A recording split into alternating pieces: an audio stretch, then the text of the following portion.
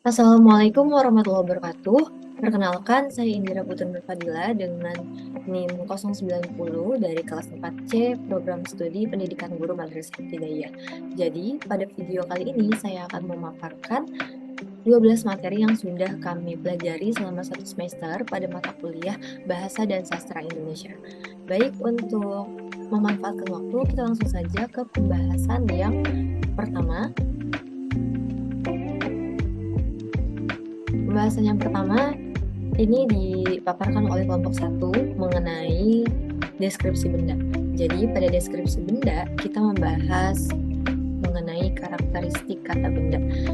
Jadi kata benda itu disebut juga dengan nomina seperti kata bintang, perbintangan, amal, amalan, raja, kerajaan, catur, dan pecaturan, yaitu kata yang umumnya menduduki fungsi subjek, objek, atau pelengkap dalam klausa, fungsi induk, pewatas, atau poros dalam frasa berpenanda bentuk an, ke titik-titik an, per titik-titik an, dan mengungkap makna kesatuan bernyawa, kesatuan tak bernyawa, konkret, atau abstrak.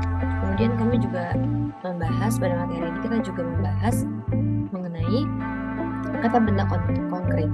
Kata benda konkret ini kata-kata yang menunjuk pada objek yang dapat dipilih, didengar, dirasakan, diraba, atau dicium. Atau dengan perkataan lain, kata konkret itu sesungguhnya adalah kata yang dapat diindra dengan alat-alat indra manusia. Contohnya pesawat terbang, ibu, bapak, piano, dan sebagainya. Kemudian ada kata benda abstrak. Nah, kata benda abstrak ini kata yang menyatakan nama dari sebuah benda, namun benda yang dimaksudkan tersebut merupakan benda yang tak kasat mata atau tidak dapat ditangkap oleh panca indera, seperti nama keadaan, nama pekerjaan, nama sifat, nama ukuran, dan lain sebagainya. Misalnya seperti keyakinan, keuntungan, kekayaan, udara, ilmu, kebaikan, kemanusiaan, kebaikan, keburukan, dan contoh kalimat yang menggunakan kata benda abstrak itu, contohnya, Indonesia terdiri dari berbagai macam kesenian daerah yang berbeda antara satu daerah dengan daerah lainnya. Oke, kita lanjut ke materi yang kedua. Materi yang kedua ini membahas identifikasi diri. Jadi di identifikasi diri ini ada nama diri dan pembentukan nama. Jadi yang dimaksud dengan nama diri ini dikatakan sebagai identitas diri kita karena kita dapat mengenal seseorang melalui nama dirinya. Kemudian ada pembentukan nama. Jadi nama-nama yang diberikan orang tua kepada anak-anak itu bervariasi tergantung dari asal pulau, suku, kebudayaan, bahasa, dan pendidikan yang diterima oleh orang tua. Kemudian ada cara menulis nama dengan status sosial. Yang pertama ada ascribe status, yaitu status yang diperoleh karena faktor keturunan. Yang kedua asip status, yaitu status yang diterima karena adanya usaha yang disengaja terlebih dahulu. Dan yang ketiga ada assign status, yaitu status yang diberikan oleh masyarakat sebagai tanda penghargaan atas jasa orang tersebut. Kemudian selanjutnya ada menulis nama dengan pangkat akademik. Jadi pangkat akademik ini gelar yang diberikan kepada seseorang yang diperoleh melalui proses pendidikan, dan pangkat akademik ini diberikan sesuai dengan jenis pendidikan yang ditempuh. Seperti itu. Lanjut kita ke materi yang ketiga. Materi yang ketiga dipaparkan oleh kelompok 3 yang membahas kalimat sapaan. Jadi kalimat sapaan ini merupakan kata yang digunakan untuk menyapa, menegur, menyebut seseorang yang diajak berbicara untuk saling merujuk dalam situasi pembicaraan yang sama dan yang berbeda-beda berdasarkan sifat hubungan antara pembicara. Kemudian ada fungsi kalimat sapaan. Kalimat sapaan ini fungsi dalam kehidupan sehari-hari untuk menegur lawan bicara, menarik perhatian orang lain, menuju kesopanan dan kelas sosial, dan juga menyatakan hubungan sosial. Kemudian ada ciri-ciri kalimat sapaan. Jadi ciri-cirinya itu penulisan huruf awal menggunakan huruf kapital, kemudian menyesuaikan terhadap situasi dan kondisi percakapan, kemudian dipengaruhi oleh adat istiadat dan dipengaruhi oleh status. Kemudian ada juga karakteristik kalimat sapaan. Karakteristiknya pertama, tidak memiliki pembendaharaan kata sendiri. Kemudian yang kedua, terdapat tingkatan kata berdasarkan pelaku yang disapa. Kemudian ada contoh dari kalimat sapaan. Jadi contohnya kalau kalimat sapaan yang format atau santun itu, contohnya, selamat pagi Bapak dan Ibu sekalian, mari kita mulai saja rapat pada kesempatan ini. Kemudian ada contoh kalimat sapaan biasa. Contohnya, "Halo adik-adik, bagaimana kabarnya hari ini?" Oke, kita lanjut ke materi yang keempat. Materi yang keempat ini pembahasannya mengenai dialog, prolog, dan epilog. Jadi kalau dialog itu penggunaan bahasa secara langsung dalam percakapan baik lisan maupun tulisan, dan dialog ini juga salah satu unsur vital dalam drama. Kemudian kalau prolog merupakan sinopsis atau kata-kata pendahuluan dalam melakukan drama. Jadi isi dari prolog itu bisa perkenalan tokoh atau suatu peristiwa serta konflik yang akan terjadi dalam suatu cerita. Kemudian ada epilog. Epilog ini didefinisikan sebagai bagian akhir dari sebuah karya yang memberikan penutup atau kesimpulan pada cerita atau topik yang dibahas dalam karya tersebut. Oke, lanjut ke materi yang kelima. Materi yang kelima ini membahas mengenai jenis-jenis membaca. Jadi jenis-jenis membaca itu ada dua, yaitu ada membaca ekstensif dan ada membaca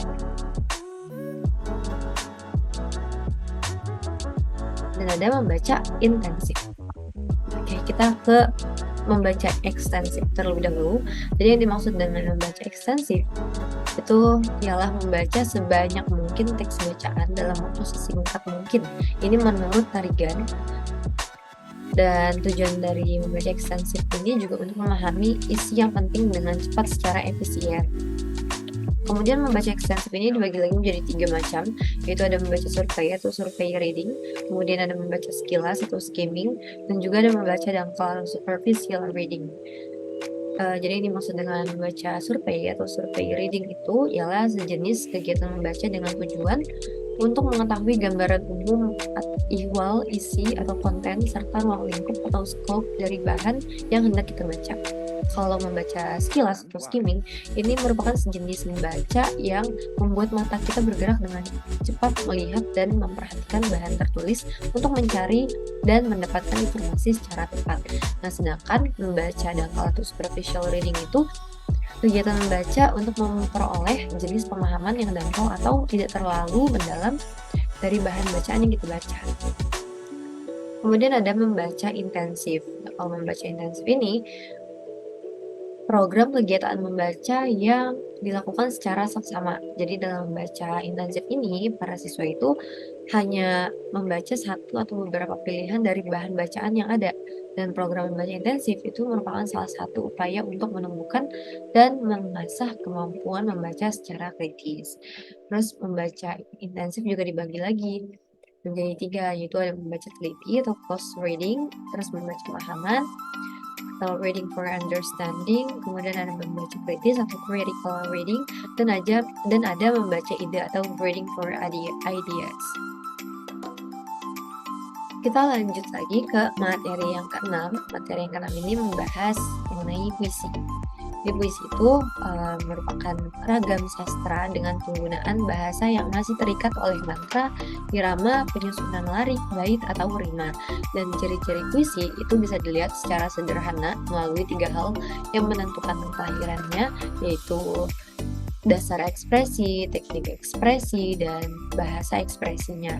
Jadi ketiga hal ini yang menandai bahwa suatu teks kreatif tertentu adalah puisi, bukan prosa. Dan ketiga hal itu juga yang mampu menandai ciri khas seorang penyair dalam berkarya puisi. Kemudian prosa dalam kesusastraan juga sering disebut dengan istilah fiksi. Kata prosa diambil dari bahasa Inggris, yakni prose, dan prosa atau fiksi ini memiliki arti sebuah karya naratif yang menceritakan sesuatu yang bersifat rekaan, hayalan, tidak berdasarkan kenyataan, atau dapat juga berarti suatu kenyataan yang lahir berdasarkan hayalan.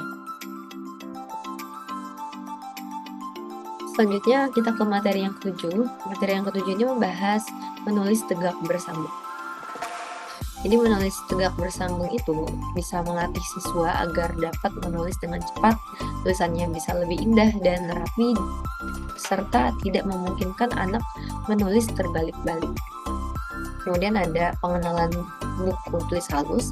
Jadi media buku tulis halus ini buku yang digunakan sebagai perantara yang memiliki garis-garis kecil dan halus yang terdiri dari 5 garis yang berfungsi untuk menulis permulaan tegak bersambung agar memiliki besar huruf yang sama. Kemudian agar perbandingan huruf besar dengan huruf kecil menjadi benar sehingga terlihat rapi, indah, dan juga jelas. Lanjut ke materi yang 8 membahas mengenai ringkasan.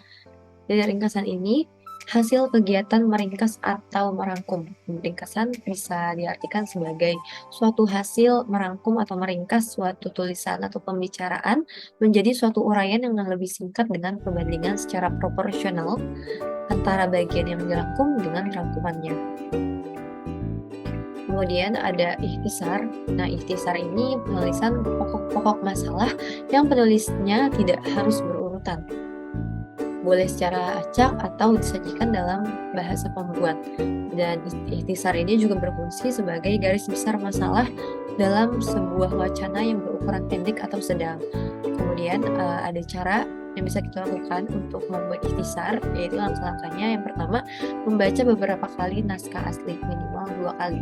Kemudian yang kedua, membuat kerangka bacaan dengan menuliskan pikiran utama atau pokok yang terdapat dalam naskah. Dan yang ketiga, menuliskan ikhtisar. Lanjut ke materi yang ke-9. Materi yang ke-9 ini membahas parafrase. Di parafrasa, atau ada juga yang menyebutnya dengan parafrase, itu merupakan suatu teknik yang mengemukakan kembali pernyataan orang lain secara legal dan sah dengan menggunakan diksi bahasa sendiri. Jadi hasil dari parafrase itu bisa menjadi lebih pendek dan juga bisa lebih panjang tergantung dari teknik memparafrase gagasan atau teks yang akan diparafrasekan. Kemudian ada langkah-langkah membuat parafrase. Langkah-langkah yang bisa kita lakukan itu yang pertama, membaca teks sumber keseluruhan sehingga benar-benar memahami isi teks tersebut. Kemudian kita tulis ulang gagasan. Kemudian kita mengartikan kata yang sulit adanya dengan kalimat yang lebih mudah dipahami dalam artian tidak mengubah makna. Kemudian kita bisa dengan mengartikan kata yang sengaja dihilangkan penulis asli agar memudahkan menyusun kalimat gagasan atau kalimat. Selanjutnya, buatlah daftar beberapa kata di bawah parafrase untuk mengingatkan kembali pada cara memahami naskah asli tersebut. Nah, selanjutnya, nambah tanda petik ganda, kemudian menyusun dalam bentuk kalimat yang membentuk paragraf, dan terakhir, tulislah sumbernya. Lanjut ke materi yang 10. Materi yang ke-10 ini membahas mengenai surat resmi dan surat pribadi. Jadi yang dimaksud dengan surat resmi itu merupakan surat yang digunakan untuk kepentingan resmi, baik perseorangan, instansi, ataupun organisasi. Kemudian di dalam surat resmi ini juga ada aturan atau format baku bagian-bagian surat resminya. Yang pertama, adanya kepala atau kop surat. Nah, kop surat ini terdiri dari nama instansi atau lembaga ditulis dengan huruf kapital atau huruf besar. Kemudian adanya alamat instansi atau lembaga ditulis dengan variasi huruf besar dan kecil. Kemudian adanya logo instansi atau lembaga. Kemudian yang kedua, ada nomor surat, yaitu urutan surat yang dikirimkan. Ketiga, lampiran yang berisikan lembaran lain yang disertakan selain surat. Kemudian yang keempat ada hal, ini berupa garis besar isi surat. Yang kelima, tanggal surat atau penulisan di sebelah kanan sejajar dengan nomor surat. Yang keenam, alamat yang dituju, jangan menggunakan kata kepada. Yang ketujuh, pembuka atau salam pembuka atau diakhiri tanda koma. Dan yang kedelapan, isi surat. Jadi uraian isi berupa uraian hari, tanggal, waktu, tempat, dan sebagainya. Kemudian yang 9, penutup surat. Nah, penutup suratnya ini berisi salam penutup, jabatan, tanda tangan, nama. Nah, biasanya disertai dengan nomor induk pegawai atau NIP. Dan yang ke-10, tembusan surat. Selanjutnya ada surat pribadi. Nah, surat pribadi ini berbeda dengan surat resmi. Kalau surat pribadi ini surat yang digunakan untuk kepentingan pribadi, dan surat pribadi juga dapat berupa korespondensi antara sesama teman atau keluarga. Ciri-cirinya tidak menggunakan kop surat, tidak ada nomor surat, salam pembuka dan penutup strukturnya bervariasi, kemudian penggunaan bahasa yang bebas sesuai keinginan penulis, dan yang terakhir format suratnya bebas. Kita lanjut ke materi yang ke-11. Materi yang ke-11 ini membahas mengenai formulir dan kwitansi. Kalau formulir itu merupakan lembar isian yang berisi berbagai jenis data yang kemudian diserahkan ke bagian pendaftaran. Nah, kemudian formulirnya ada macam-macamnya. Itu ada formulir pendaftaran, ada formulir pengajuan pekerjaan, ada formulir surat kuasa, ada formulir klaim asuransi, permohonan izin, formulir lulus karyawan, formulir survei atau umpan balik, dan juga formulir permohonan pinjaman. Sedangkan kwitansi ini memproduksi kembali apa yang diungkapkan oleh pengarang ke dalam tulisannya. Nah, susunannya itu berisi mengenai sudut pandang dan isi yang memiliki tulisan. Nah, kwitansi ini juga ada macam-macamnya, yang terdiri dari kwitansi bukti pembayaran, transaksi produk, transfer uang, kwitansi cash receipt, kemudian juga ada kwitansi serah terima uang. Kita sampai kepada materi yang terakhir. Materi yang terakhir ini membahas mengenai naskah pidato. Baik, langsung saja. Jadi pidato ini merupakan pengungkapan pikiran dalam bentuk kata-kata yang ditujukan kepada banyak orang atau wacana yang disiapkan untuk diucapkan di depan khalayak. Nah, jadi tujuan dari pidato ini secara umumnya yaitu meyakinkan pendengar, memberikan informasi, dan memberikan motivasi pada pendengar. Nah, sedangkan tujuan pidato berdasarkan jenisnya itu memberikan pemahaman atau informasi, meyakinkan pendengar, membuat orang lain senang, dan memberikan pengaruh orang lain. Dan struktur teks pidato ini ada 3, yaitu strukturnya terdiri dari pembukaan, isi, dan juga penutup. Kalau penulis pidato antara lain menentukan dulu tema, kemudian menganalisis karakteristik audiens, kemudian mencatat ide, menentukan tujuan pidato, menyusun kerangka pidato, dan mengembangkan kerangka menjadi naskah pidato. Baiklah, mungkin sekian saja pemaparan materi selama 1 semester mengenai mata kuliah Bahasa dan Sastra Indonesia yang dapat saya sampaikan. Kurang lebihnya mohon dimaafkan. Wabillahi taufiq wal hidayah. Wassalamualaikum warahmatullahi wabarakatuh.